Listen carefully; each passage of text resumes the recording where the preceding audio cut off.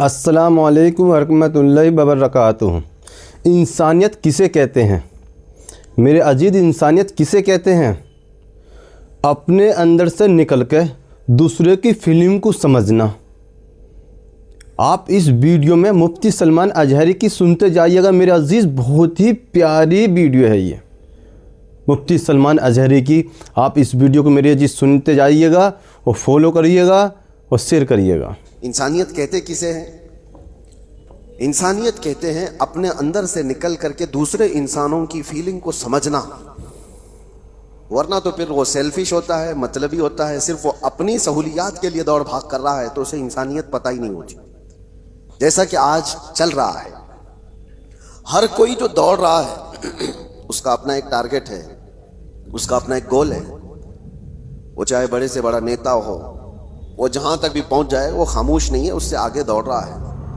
لیکن اس کی دوڑ کے پیچھے ریزن اگر آپ تلاش کریں گے تو یہی ملتا ہے کہ وہ ایک کمفرٹ زندگی چاہتا ہے، ایک آرام دہ زندگی چاہتا ہے۔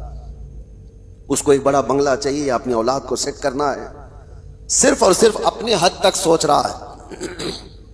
وہ بندہ کہاں ہے جو دوڑ بھاگ کرتا ہے تو غریبوں کے لیے، مسکینوں کے لیے، یا پھر دوسرے انسانوں کے لیے جی رہا ہو؟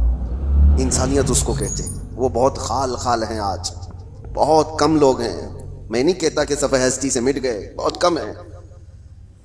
انسانیت کے لیے سب سے پہلے اس روئے زمین پر میں آپ کو بتاتا ہوں، قانون کی شکل میں کوئی اگر یہاں انسانوں کے پاس کوئی چیز آئی، دستاویز آئی، تو سب سے پہلے اسلام نے لایا ہے۔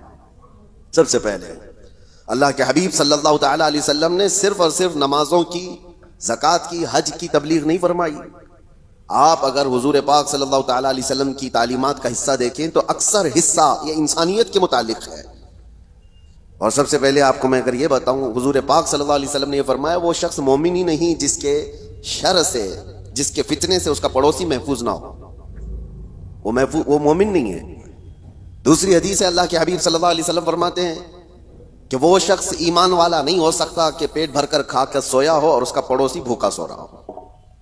ایک روایت میں ہے کہ جب تم اپنے گھر میں سالن بناؤ تو پانی تھوڑا سا زیادہ کر لو تاکہ تم اپنے پڑوسی کو بھی وہ پہنچا سکو۔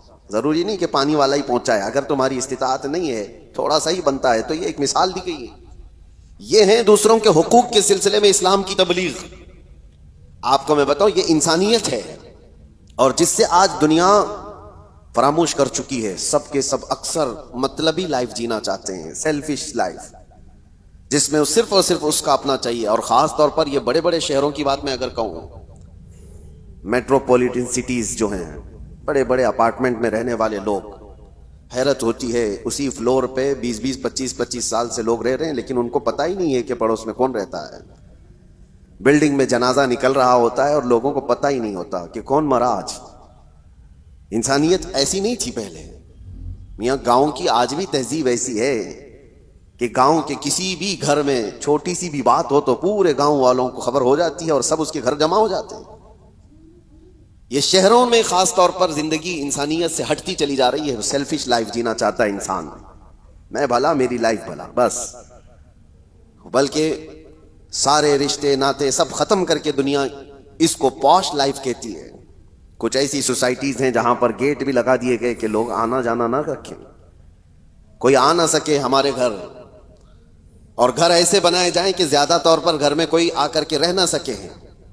یہ ساری انسانیت سے گری ہوئی حرکات ہیں۔